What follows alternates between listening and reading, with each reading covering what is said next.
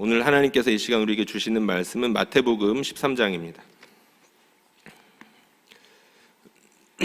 마태복음 13장 36절에서 43절까지의 말씀입니다. 마태복음 13장 36절에서 43절까지의 말씀을 우리 드라마 바이블로 경청하시겠습니다. 이에 예수께서 무리를 떠나사 집에 들어가시니 제자들이 나와 이르되 밭의 가라지의 비유를 우리에게 설명하여 주소서. 좋은 씨를 뿌리는 이는 인자요, 밭은 세상이요, 좋은 씨는 천국의 아들들이요. 가라지는 악한 자의 아들들이요, 가라지를 뿌린 원수는 마귀요, 추수 때는 세상 끝이요, 추수꾼은 천사들이니 그런즉 가라지를 거두어 불에 사르는 것 같이 세상 끝에도 그러하리라. 인자가 그 천사들을 보내리니 그들이 그 나라에서 모든 넘어지게 하는 것과 또 불법을 행하는 자들을 거두어내어 풀무불에 던져 넣으리니 거기서 울며 이를 갈게 되리라. 그때 의인들은 자기 아버지 나라에서 해와 같이 빛나리라. 귀 있는 자는 들으라. 아멘. 마태복음은 절묘한 구조를 가지고 있습니다. 이렇게 만들고 싶어도 과연 이렇게 만들 수 있을까 싶을 정도로 아주 잘 짜여진 구조를 가지고 있는데요. 먼저는 몇 가지 사건들이 등장합니다. 그 다음에는 마치 그 사건들의 의미가 어떤 것인지를 풀어주는 것 같은 예수님의 설교가 등장합니다. 그렇게 사건과 설교가 한 세트가 되어서 그것이 총 5세트가 등장을 합니다. 이 5개 세트의 앞과 맨 뒤에는 예수님의 탄생과 예수님의 죽음과 부활이 놓여져 있습니다. 마치 예수님의 탄생 그리고 예수님의 죽음과 부활이 한 가방의 손잡이가 되는 것처럼 이렇게 반으로 싹 접혀서 예수님의 탄생과 예수님의 죽음과 부활이 가방의 손잡이 역할을 해준다는 거죠. 흥미롭게도 그것을 뒷받침해 줄 만한 말씀이 있습니다. 여러분, 우리 예수님의 별명이 있죠. 예수님의 별명이 임마누엘이셨습니다. 임마누엘 뜻이 무엇입니까? 하나님께서 우리와 함께 하신다. 예. 그리고 예수님께서 위대한 선교 명령을 주시면서 제자들에게 주셨던 약속의 말씀이 있습니다. 내가 세상 끝날까지 항상 너희와 함께 있을 것이다. 신기하죠? 우리 하나님께서는 항상 함께 해주시는 분으로 오셨고, 그리고 예수님께서 본인이 친히 약속의 주체가 되셔서 자신의 말씀을 따르는 사람들과 영원토록 함께 하시겠다라고 약속을 주셨습니다. 가방끈 역할을 하는 겁니다. 그럼 그 안에 뭐가 들었을까요? 5개의 세트의 내용이 들어있겠죠. 처음과 끝을 이렇게 반으로 싹 접으면 가운데에 흥미롭게도 마태복음 13장이 들어갑니다. 이 마태복음 13장에는 어떤 내용들이 있나요? 여러분들 잘 알고 계시는 하나님 나라의 비유들이 등장합니다. 마태복음에서는 천국이라고 말하죠. 천국 비유들이 여러 개가 등장합니다. 그럼 하나님 나라가 뭔가요? 우리 하나님께서 함께 해주시는 나라입니다. 하나님 나라가 뭔가요? 우리 예수님을 따라서 저 모든 민족들을 제자로 삼기 위하여 순종하는 모든 사람들과 함께 해주시는 예수님, 그분이 함께 해주시는 나라가 바로 하나님의 나라인 겁니다. 그리고 그 13장에 보면 그 하나님의 나라가 어떤 성격을 가졌는지에 대해서 다양한 측면들을 다루고 있겠죠. 오늘은 그 부분을 좀 살펴보려고 합니다. 하나님 나라의 비유들, 천국 비유들이 여러 개가 있는데 그 비유들 중에서 제일 유명한 건 아마도 씨 뿌리는 자의 비유일 겁니다. 씨 뿌리는 자가 씨를 뿌리죠. 다양한 곳에 씨를 뿌립니다. 씨 뿌리는 자, 우리 주님이시죠. 우리 주님이 씨를 뿌리시는데 땅을 가리지 않으십니다. 그게 참 감사한 일이죠. 땅을 보고 만약에 뿌리셨다면 우리 중에 누가 그 씨앗을 받아 누릴 수가 있었겠습니까? 우리 주님이 길가에도 뿌리고, 그리고 가시떨기밭, 그리고 돌밭, 좋은 땅에 이렇게 뿌리십니다. 여기에 대해서도 제가 여러분들과 좀 나누고 싶은 말씀들이 많이 있지만 나중으로 미루고요. 중요한 건 좋은 땅에 떨어진 그 씨앗이 어떻게 됐습니까? 100배, 60배, 30배 열매를 맺었다는 것에 있습니다. 씨앗에 문제가 없죠.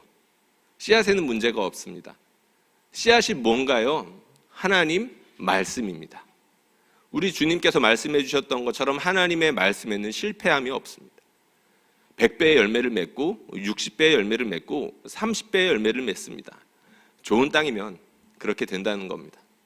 우리가 우리 주 예수 그리스도를 믿음으로 말미암아 좋은 땅 됐음을 믿음으로 고백하셨으면 좋겠습니다.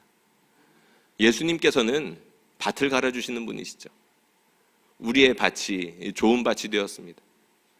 그리고 나오는 여러 가지 비유들이 있습니다. 역시 하나님 나라에 대한 비유들입니다. 하나님 나라는 하나님의 말씀으로 시작되어서 하나님의 말씀으로 운영이 되는 곳이죠. 100배 열매 맺고 60배 열매 맺고 30배 열매 맺게 될 것입니다. 그 다음에 나오는 여러 가지 비유들이 있는데 첫 번째가 가라지 비유입니다. 그리고 나오는 비유가 겨자씨 비유입니다. 그리고 나오는 비유가 누룩에 대한 비유이죠. 요 세 가지 3종 세트의 비유의 핵심, 톰 라이트라는 신약학자가 있습니다. 이 사람이 이 세 가지 비유의 핵심은 무엇이다 라고 아주 단순하면서도 심플하게 확실하게 제시를 했는데요. 이 비유들의 핵심은 기다림이다 라고 정리를 했습니다. 가라지 비유의 핵심도 기다림이고, 그리고 겨자씨 비유의 핵심도 기다림이고, 누룩 비유도 기다림이라는 거죠. 가라지와 좋은 씨가 한 땅에 뿌려져서 같이 자라납니다. 기다리라는 거죠. 겨자씨만한 작은 씨앗이 뿌려졌습니다. 큰 나무가 될 때까지 기다리라는 겁니다. 그리고 누룩이 가루에 넣어졌을 때 그 누룩이, 적은 누룩이 가루를 부풀게 하는 것처럼 하나님의 나라가 결국에는 그렇게 크고 부풀어질 겁니다. 기다리라는 거죠. 이 기다림에 대한 내용이 오늘 우리가 읽은 본문에 흐르고 있습니다. 가라지 비유, 하나님께서는 분명 좋은 씨를 땅에다 뿌리셨습니다. 좋은 씨를 뿌리셨는데 이상하게 어느 순간부터 좋은 씨만 자라는 게 아니라 가라지 같은 것들이 보입니다. 잡초들이 같이 자라나죠. 그래서 사람들이 물어봅니다. 주인님, 분명 좋은 씨앗을 뿌렸는데 여기 같이 자라나는 잡초들은 무엇인가요? 이상하지 않겠습니까? 그래서 이거 다 뽑아버릴까요? 주인이 해주시는 말이 우리가 귀를 귀담아 들어야 되는 말씀이죠. 내버려 두라고 하십니다. 기다리라고 하시죠. 톰 라이트가 왜 이 비유의 핵심이 기다림이다 라고 말했는지를 분명하게 말해주는 그런 구절입니다. 기다려라. 근데 그 이유가 중요합니다. 잡초를 뽑다가 좋은 것까지 다 뽑아버릴까 염려된다. 우리 주님은 그렇게 자기가 뿌린 씨앗을 염려해 주시고 귀하게 돌봐주시는 분이라는 것들을 믿으시기를 바랍니다. 우리 주님께서 기다림에 대한 이야기를 이렇게 해주셨습니다. 오늘 말씀은 가라지 비유, 특별히 예수님께서 제자들에게 가라지 비유를 해설하신 내용이죠. 지금까지 제가 여러분들에게 말씀드렸던 거는 해설 직전에 있던 가라지 비유 원문을 이야기를 해드린 겁니다. 근데 가라지가 있는데 끝이 있다라고 합니다. 그 끝에 대해서 예수님께서 해설해 주시되 너무나도 분명하게 해설을 해 주십니다. 하나님의 아들들과 악한 자들의 아들들이 있는데 그 하나님의 아들들은 해와 같이 빛나게 될 것이고 가라지처럼 보이는 악한 자들의 아들들은 결국에는 뜨거운 불구덩이에서 심판받게 될 것이다.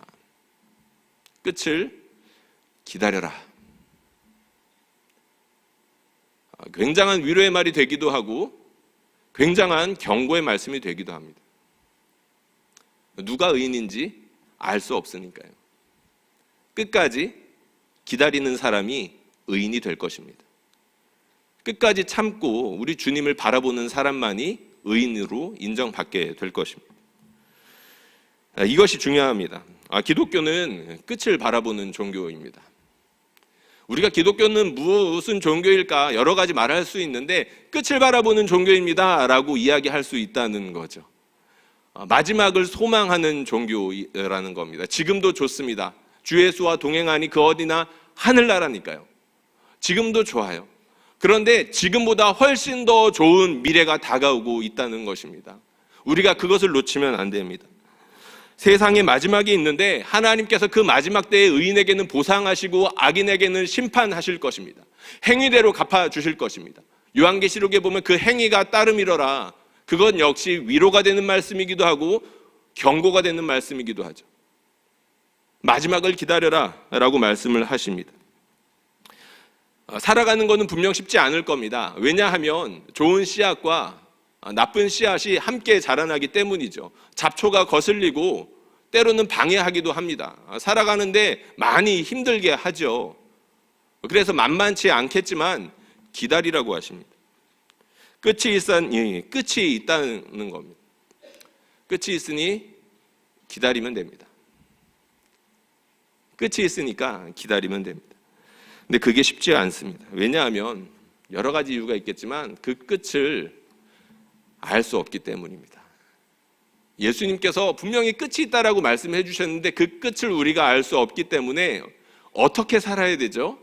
항상 기도하고 깨어 준비하지 않으면 그 끝을 준비할 수가 없습니다. 항상 준비하지 않는 사람이라면 마지막 때가 언제인지 알 수가 없기 때문에 마지막에 내가 주님 믿고 구원받을 거야 라고 할 수 있는 게 보장되지 않는다는 겁니다. 우리 가끔 그런 질문 받죠. 세상 살아가면서 나 편하게 살다가 마지막에 주님 믿고 천국 갈 거야 라는 말이 성립되지 않는다는 겁니다. 우리 주님은 마지막을 준비하고 계시니까요. 그 마지막에 의인에게 보상하실 것이고 악인에게 갚아주실 것이기 때문입니다. 그런데 그 끝을 알 수 없기 때문에 항상 기도하고 깨어서 준비하며 대기하고 있어야 됩니다. 이런 말씀이 있습니다. 마태복음 24장 36절에 말씀 한번 띄워주시고요. 한번 같이 읽어보면 좋겠는데요. 같이 읽어보겠습니다. 시작. 그러나 그 날과 그때는 아무도 모르나니 아들도 모르고 아버지만 아시느니라. 아멘. 심지어 예수님도 모른다고 하셨습니다. 우리가 알 턱이 없죠. 그런데 가끔 이 끝을 안다고 하는 사람들이 있습니다. 조심하셔야 됩니다. 우리 주님도 모르는데 이 마지막의 끝을 감히 누가 알 수 있겠습니까? 그리고 우리가 끝을 기다리는데 어려운 이유가 오늘 말씀에 등장합니다. 오늘 말씀에 보니까 끝을 기다리는 것이 어려운 그 이유들이 힌트가 나오는데 이 말씀 한번 같이 읽어보면 좋겠는데요. 마태복음 13장 41절에 있는 말씀입니다. 왜 기다리는 게 어려울까요? 같이 읽어보겠습니다. 시작. 인자가 그 천사들을 보내리니 모든 넘어지게 하는 것과 또 불법을 행하는 자들을 거두어내어. 아멘. 기다리는 것이 어려운 이유가 있습니다. 넘어지게 하는 것이 있고 불법을 행하는 사람들이 있다고 합니다. 여러분 옆에서 누가 자꾸 반복되는 죄, 누가 자꾸 죄를 지어요. 불법을 행하는 사람들이 있다라고 한번 생각해 보십시오. 마음이 상하게 되어 있습니다.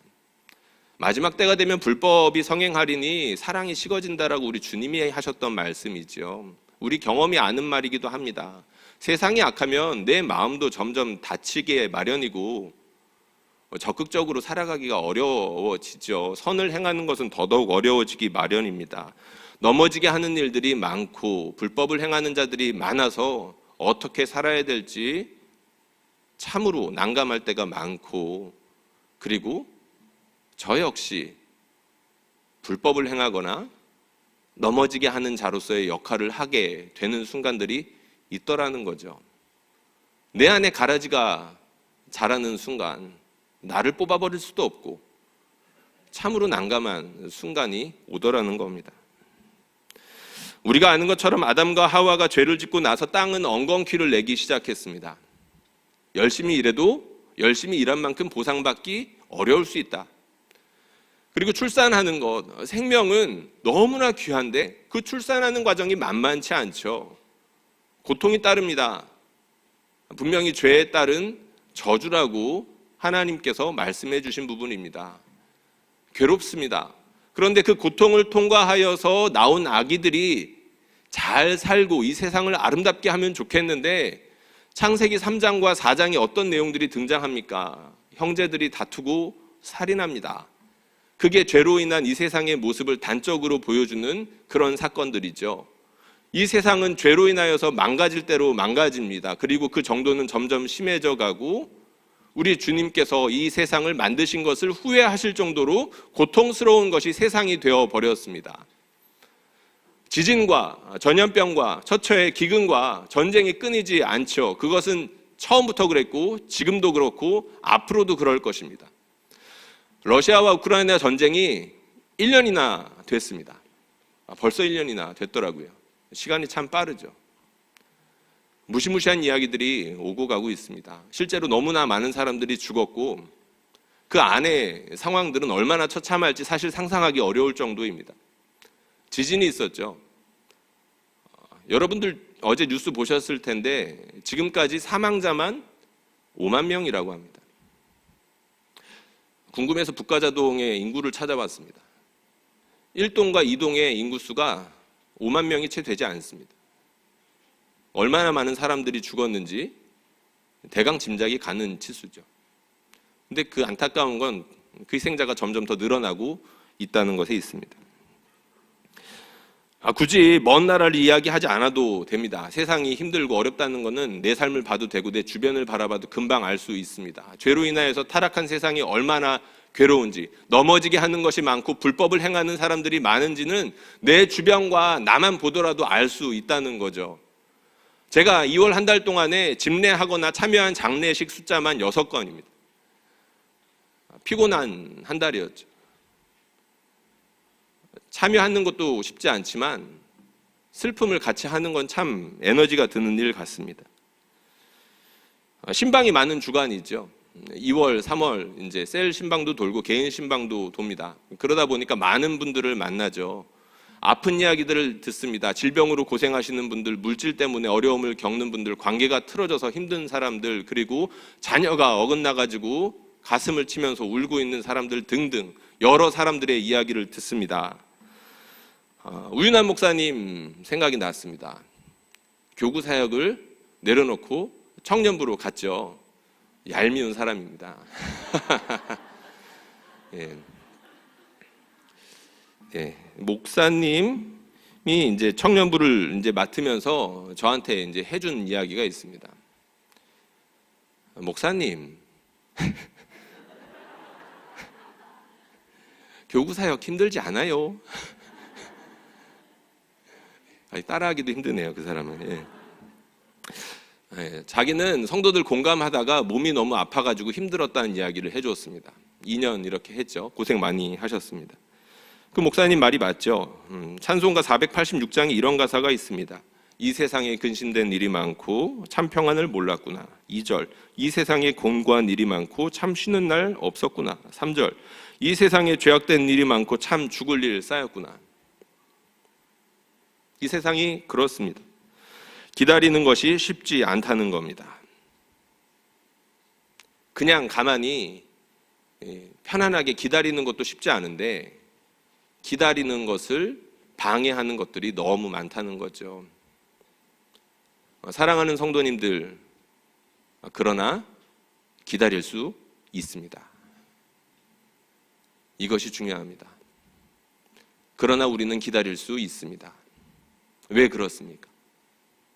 우리 하나님께서 함께 해주시기 때문입니다. 우리가 하나님 나라의 백성으로 살아가고 있다는 것을 우리 스스로가 알기 때문이죠. 하나님의 나라가 이미 시작되었다는 겁니다.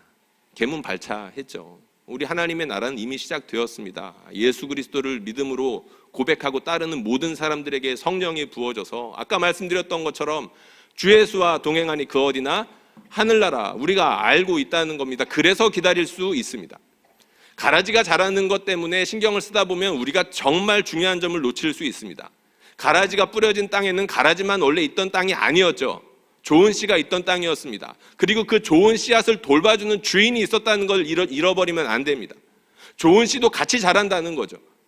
이 말은 무슨 말이냐면 우리 하나님께서 어떤 씨앗을 심으셨고 그 씨앗을 돌보시기 위해서 어떻게 수고하고 계시며 그 씨앗이 곡식으로 잘 자라는 가운데 어떤 찬란함을 드러내는지 우리가 목격할 수 있다는 거죠. 하나님께서 함께 해주시는 가운데 그 일들을 믿는 사람들에게 해주신다는 겁니다. 그래서 우리가 그거 보면서 기다릴 수 있습니다. 기다리게 힘들게 하는 많은 방해물들이 있지만 다 치워버릴 수 있다는 거죠. 그래, 너 날 방해해라. 그래도 나는 기다릴 수 있다. 우리 주님 믿고 우리 주님 붙잡고, 정확히 말하면 우리 주님이 날 붙잡아 주시기 때문에 나는 기다릴 수 있습니다. 좋은 씨앗이 자라난다는 것이죠. 그리고 우리가 기다릴 수 있는 중요한 이유가 한 가지 더 있습니다. 이것이 사실은 확실한 이유인데 우리 주님이 보여주신 마지막 때의 보증이 있기 때문입니다. 그게 어떤 모습입니까? 우리 주 예수 그리스도께서 죽은 자 가운데서 다시 살아나셨습니다. 우리 주 예수 그리스도께서 죽은 자 가운데서 다시 살아나셨습니다. 그 모습이 장차 모든 믿는 자들이 어떠한 모습으로 마지막을 맞이하게 될지를 보여주는 중요한 보증이 된다는 것이죠. 지금도 우리가 희미하지만 하나님의 얼굴을 보면서 하나님께서 행하시는 일들, 나에게 행하시고 우리 가운데 임재하시는 것들을 경험합니다. 그런데 마지막 때가 되면 우리 주 예수님께서 부활하셨던 그 영광의 광채를 지닌 모습으로 우리도 그 모습처럼 부활하게 될 것을 하나님께서 그 마지막 때를 보여주셨기 때문에, 확정된 미래가 있기 때문에 우리가 기다릴 수 있다라는 것이죠. 지난 금요일에 최성기 아나운서가 했던 주옥 같은 말들이 많이 있었습니다. 많이 감동적이었고 저도 오랜만에 이렇게 간증을 들으면서 많이 울었던 것 같습니다. 근데 그 중에서도 제일 마음에 많이 와닿았던 말이 있습니다. 평소에도 제가 그렇게 생각하고 성도들한테 자주 했던 말이기 때문인데요. 하나님이 하시는 일은 해피엔딩이다. 하나님께서 하시는 일들은 해피엔딩이다. 여러분들 모든 일들이 주 안에서 잘 될 것입니다. 물론 이 세상에 살아가는 가운데 가라지가 있기 때문에 너무나도 고통스럽고 기다리는 것조차도 힘든 일들이 많겠지만 우리 주님이 선하시고 전능하시기 때문에 모든 것들이 다 잘 될 것입니다. 오늘 우리가 읽은 말씀에 보면 그 끝에 믿는 자들, 믿고 순종하면서 오래 참고 기다린 사람들이 어떻게 될 것인지에 대해서 약속해 주시는 말씀이 있습니다. 이 말씀 우리가 약속의 말씀으로 받았으면 좋겠습니다. 같이 읽어볼까요? 마태복음 13장 43절 말씀입니다. 마태복음 13장 43절 말씀 우리 같이 읽어보겠습니다. 시작. 그때의 의인들은 자기 아버지 나라에서 해와 같이 빛나리라. 귀 있는 자는 들으라. 아멘. 해와 같이 빛나게 될 것이다. 별과 같이 빛난다라는 말씀이 있어요. 근데 여기서는 별도 아니고 해와 같이 빛난다고 합니다. 여러분, 그 한국에서 해가 반짝반짝 강렬하게 비치는 것과 이 사막 한가운데서 해가 비치는 것은 사실 비교하기 어렵겠죠. 저도 사막을 안 가봐서 잘 모르겠습니다. 근데 예수님 계신 곳은 광야가 지척에 있는 그런 곳 아니겠습니까? 근데 해와 같이 빛난다라고 하셨습니다. 해와 같이 빛난다는 게 도대체 무엇을 뜻할까요? 여러 주석가들이 동의하는 부분이 있습니다. 하나님의 형상으로 회복하게 될 것이다. 예수님 닮을 거라는 겁니다. 우리 예수님께서 얼마나 아름다운 모습으로 부활하셨는지 우리는 그저 상상할 수밖에 없지만 해와 같이 빛난다라는 것은 바로 그 하나님의 형상을 회복하여 우리 주님의 얼굴을 닮은 모습으로서, 여러분들 요한계시록 말씀 기억하시나요? 해와 달이 없어요. 왜 없죠? 우리 하나님께서 진히 빛이 되어주시기 때문입니다. 근데 그와 같이 될 거라는 거죠. 자체 발광하게 될 거라는 겁니다. 우리는 지금은 하나님의 빛을 반사해서 희미하게나마 그 빛을 보여줄 수 있는 믿음의 사람들이지만 마지막 때가 되면 우리 하나님의 형상을 회복하여서 원래 지으셨던 그 모습보다 훨씬 더 아름다운 우리 주님의 모습처럼 발광하게 될, 아름답게 빛을 비추는 그런 사람이 될 것이라는 거죠. 근데 예수님께서는 이 말씀을 기다림의 맥락 가운데 두셨습니다. 이게 핵심입니다. 기다림의 맥락 가운데 약속의 말씀으로 이것을 주셨다는 거죠. 어떻게 기다리길래 해와 같이 빛나는 모습으로 될까요? 이 부분을 우리가 조금 고민해 봤으면 좋겠습니다. 기다리는데 끝까지 기다리다 보니까 우리의 모습이 해와 같이 밝아지는 모습이 되어 있을 거라는 겁니다. 여기에 힌트가 되는 아주 좋은 주석을 하나 본 적이 있습니다. 고통과 씨름하다라는 좋은 책이 있는데 여기에 이런 해설이 있었습니다. 한번 띄워주시면 좋겠는데요. 제가 읽어보겠습니다. 하나님은 세상에서 원수와 싸우시는데 칼의 힘이 아니라 십자가의 죽음이라는 연약한 능력을 사용하신다. 이 능력은 힘이 아닌 것처럼 보이지만 비밀리에 암호화되어 있어 보이지 않게 그곳에 존재하면서 결국에는 모든 것을 자신의 힘, 곧 다정함의 형태를 띤 능력으로 통치한다. 이게 무슨 말이냐면 이미와 아직 사이에 놓여있는 하나님 나라를 우리 주님께서 어떻게 다스리는지를 갖다가 보여주는 아주 중요한 해설입니다. 우리 주님께서 지금 이 세상을 어떻게 통치하시냐? 연약함으로 통치하신다는 겁니다. 그렇다고 사람들에게 하찮게 보이는 것이 아니라 연약하지만 다정함의 형태를 띠면서 강력하게 역사하고 계신다는 거죠. 우리 사람들에게 그렇게 영향력을 미치고 계신다는 겁니다. 그런데 이런 영향력들을 어떻게 미치시며 하나님의 나라를 넓혀가고 계십니까? 우리 주님의 사람들을 통해서 그렇게 하고 계신 겁니다. 우리 주님의 사람들을 통해서, 주님을 닮아가는 사람들을 통해서, 우리 주님을 쫓아 행하면서 손과 발이 비슷해지는 바로 그 사람들을 통해서 이 땅 가운데 하나님의 나라가 어떤 식으로 확장하는지를 보여주고 계신다는 거죠. 주님을 닮기 위해서 애쓰는 그 사람들이 끊임없이 그렇게 애쓰고 주님을 따라하고 주님을 따라서 연기하고 그러는 가운데 닮아간다는 겁니다. 지난주에 아주 유쾌한 교제 시간이 하나 있었는데요. 한 집사님 부부가 저녁 식사를 초대해 주셨습니다. 7명이 갔는데 그 이제 초대해 주신 분까지 합쳐서 7명이었습니다. 그러니까 부부가 3커플 그리고 저만 이렇게 혼자이다 보니까 그 모임에 제가 이제 꼽사리를 킨 것처럼 되어 버렸습니다. 이 3커플이 재미있게 이야기를 나눴습니다. 제가 이제 뭐 중간에 이제 끼어들기도 했지만 워낙 이제 입담이 좋으신 분들이고 그리고 즐겁게 유쾌하게 이야기하셔서 그저 지켜보는 것만으로도 참 즐거운 시간이었던 것 같습니다. 모두 다 이제 50대가 넘어가는 이제 50대 중반, 많은 분들은 이제 50대 후반의 이제 부부들이었는데 그 대화하시는 모습을 이제 지켜보는데 참 많이 닮았다는 것을 금방 볼 수 있었습니다. 농담하시는 모습도 닮았고 웃는 모습도 닮았고 서로에게 약간이나마 짜증 섞인 말로 푸념하는 것도 닮아 있었습니다.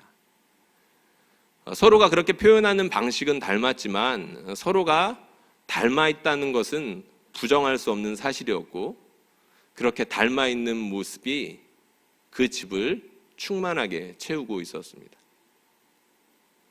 마지막에 우리가 그렇게 될 것입니다.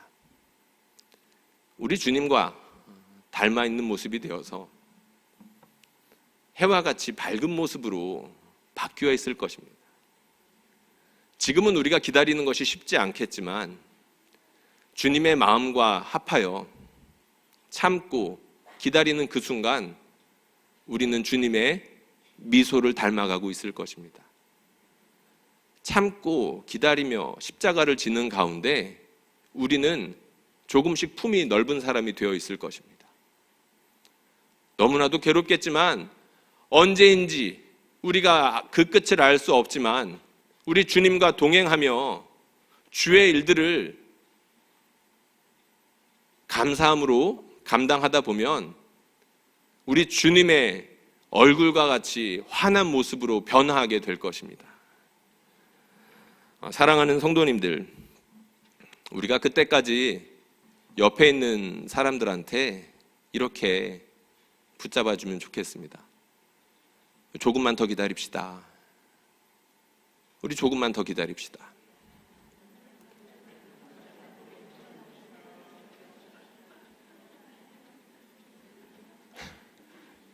예, 저는 인사를 시키지 않았는데, 예, 예, 자연스럽게 그렇게 됐네요. 예, 이것도 좋습니다. 예.